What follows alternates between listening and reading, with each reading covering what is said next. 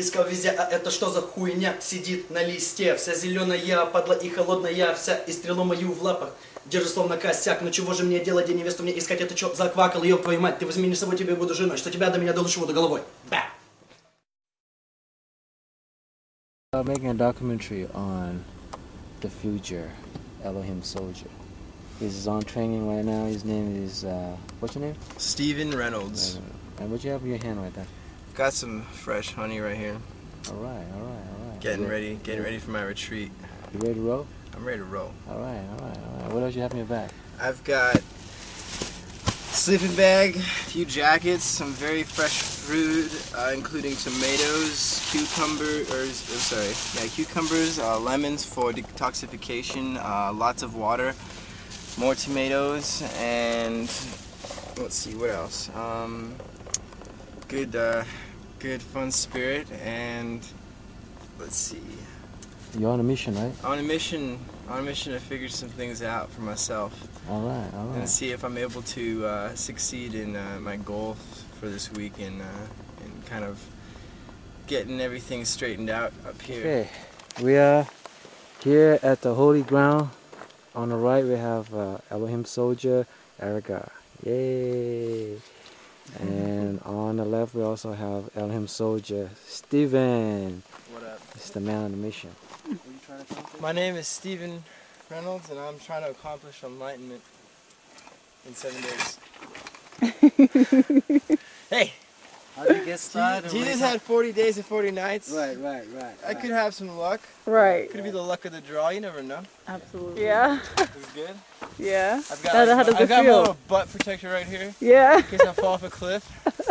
And then if I fall backwards, at least I'll be okay, right? Right. No thorns will get in your ass. Exactly. I'm wearing two pairs of undies, two pairs of sweats, and one pair of jeans. Can you stand up straight? Can I stand up straight? That's Oh yeah. Of course good I can. deal. Okay. This thing, it weighs my back down. Like, I'm usually like this, but because of the new backpack. yeah.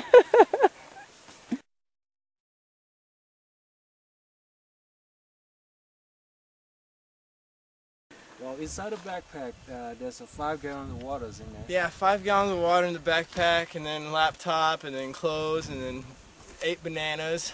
So Sleeping actually, what bag. he tried to say is 40 pounds over his weight.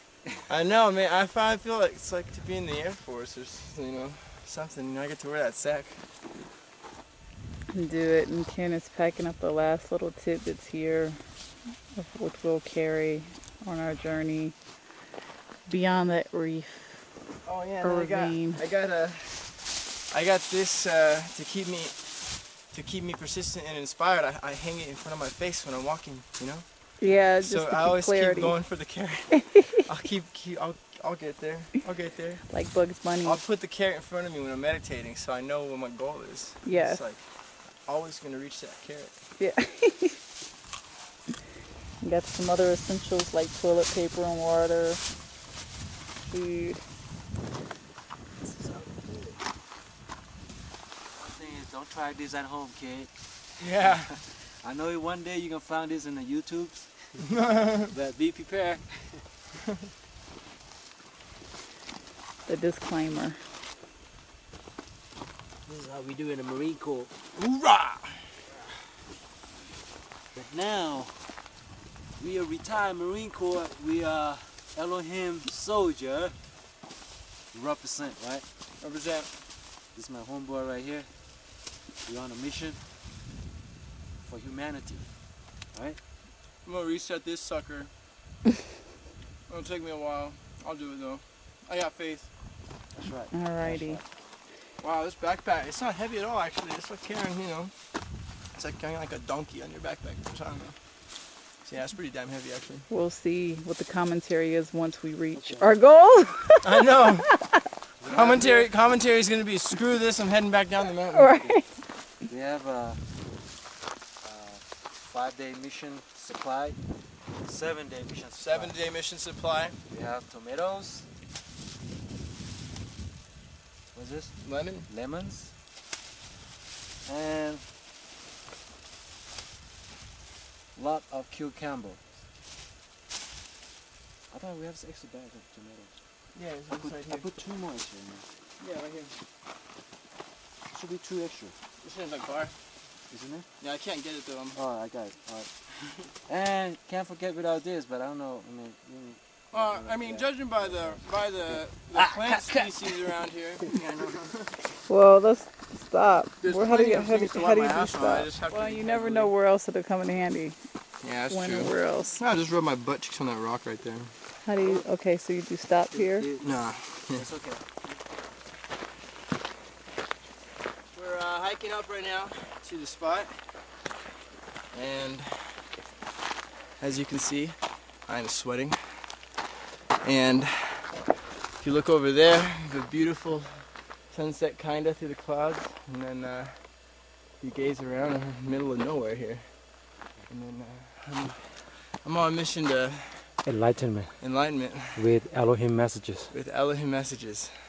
All right. We ready to go? Ready? All right, let's go. My heart's beating this fast. We are right there. Right there, man. Maybe another 10 minutes. We go this one first and then we'll go on top later. What I want you to do, we take 10 minutes up there and everybody find their own spot. And we're going to say a prayer and say thank to Elohim. And then you'll find your own favorite spot and do your own meditation. Try to get yourself back and get in tune with the nature, get in tune with yourself is the most important. The moment you get in tune with yourself, then everything around you will be in harmony with you. Okay? And you're probably possibly talking to the rock and tree and plant and animals. And that's the whole point. Okay. Alright, so once we get up to the top, we're gonna have some lunch, and then you guys are gonna say your final goodbyes, and then I'll see you in a week. But no worries, Cameron and me will be friends to the end. Do it differently. It was not a fast song that it used to be. It was slower and slower. And the way you look back at your day, if you're in the if you're in the real world and you have to work and you go to school or something, when you think back to the whole day that you lived, it's really fast. It's like a fast stream, segments, stories, and you picture each event, and you can hear the noises that came with that event, or you can actually. Oh, here, 1 second. I'm gonna take a break just so you guys can see this. Oh, here it comes. And here's my little buddy. How you doing, buddy? This guy has been coming every single day. He flew on me when I was meditating one time. I'm gonna call him Earl just because I think his name's Earl. Hi, Earl. How's it going? Earl and I are good friends. We get along great. I gave him some honey yesterday, and he's off. Earl's a cool guy. Alright, let's see. So when I was out here, and I was meditating, and I was just thinking, and I was just looking, and I was just observing how the day changed from morning to night, morning to night, morning to night. I've been working out, I've been running, I've been eating healthy foods, I've been, enjoying the fresh air. I haven't been smoking cigarettes, I haven't been smoking weed, I haven't been doing any alcohol, nothing. It's been very clean, very good. I've noticed my health getting better. I mean, that's going to happen for anyone, but it's what happened up here. It's what happens up here that I want to know, not out there. I wanted to find out if any changes occur. In such a short period of time, it's hard to decide whether or not if there was any progress, but there is progress. There's differences because since you have such a short timetable to study, it gives you, instead of studying every single day, I can't remember every single day, but I can remember the past 3 days very, very clearly and what happened, and the regularity of my thoughts and the irregularity. There were times where I'm sitting down, I'm reading, and then all of a sudden my mind will take me completely off task, off subject of what I was doing, and I'll just want to walk around the room. I'll just want to walk around, and then I'll want to have a carrot, or I'll want to do something. And I was observing this. I was observing my behavior as a person who's observing a person's behavior from the outside. Like I'm watching myself as a different person and seeing what I do. I was very, very quiet. I was very silent. I only spoke very few words. Not my choice, though. I did not choose to speak. It just happened. I realized that it's very difficult to be quiet for long periods of time. And as much as you want to be quiet, your mind will start thinking of things. Either it knows how to get to you. It knows how to get to you. I realize that, and that's when you start separating the ego from yourself, and you start finding those differences. Because when you sit still for so long, and the body starts to come back to this neurological pattern of doing something. See, I was going and doing stuff, for weeks on end. I was smoking weed for weeks on end, months on end, partying, going. I was around people. I was talking, going late at nights, waking up early, late in the morning. In a car, out here, everything is so still. The only speed that I'm going at is the speed of my own feet. How fast I could turn my head, how fast I see this world, and noticing the differences and the contrasts from being here or being out there in the real world around people.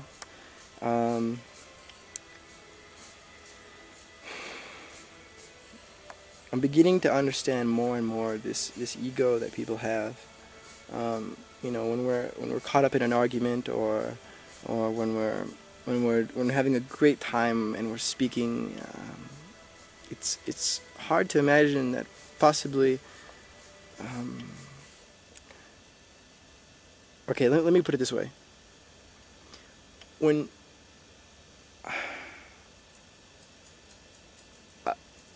you know what? I'm sort of stuck on it. Oh, there we go.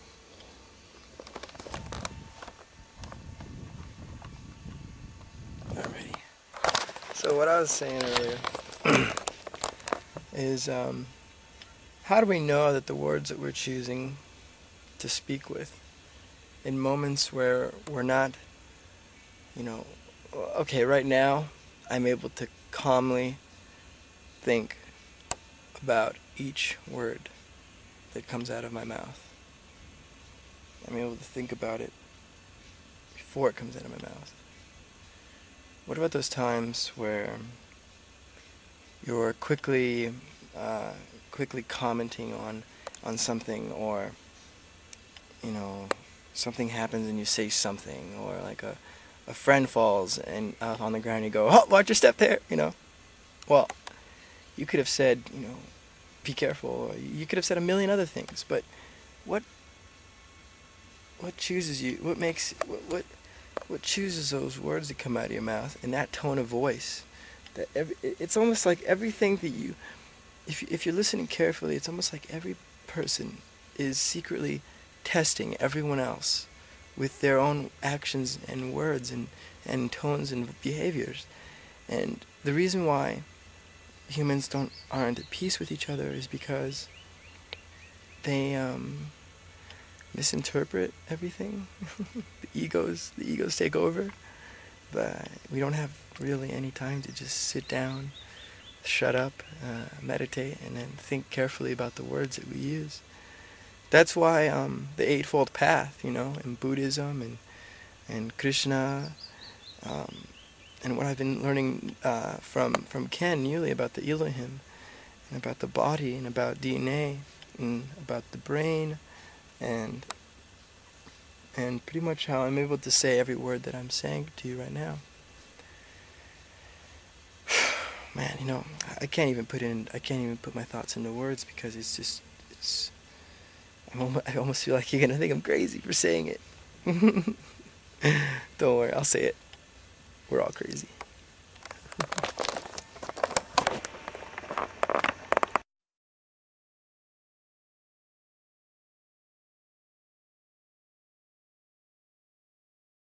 Change the universe. You can change the earth. You can change other people's lives. You can change yourselves with every thought, every word, and every action. Okay. And everybody on this earth has a purpose, has a meaning. They might not think that they do, but they have a meaning. They have a purpose on this earth. I always thought, in the back of my mind, that mine was religion. I always wanted to be a pastor, and when I was younger, I was really involved in the church community. I was in the church band. People would come up to me and have me pray with them, pray for them. And to me, that was the biggest high that I could possibly get, not from drugs or from alcohol, but for someone coming up to me and asking for me to pray for them. They saw something in me. They didn't want. There was tons of people there. They could ask anyone to pray for them. They asked me. Because I lost 2 friends in a car accident. And they were church-going people. They never did drugs. They never drank. But they died. So I thought, selfishly, that God took them away from me. I didn't want to service God.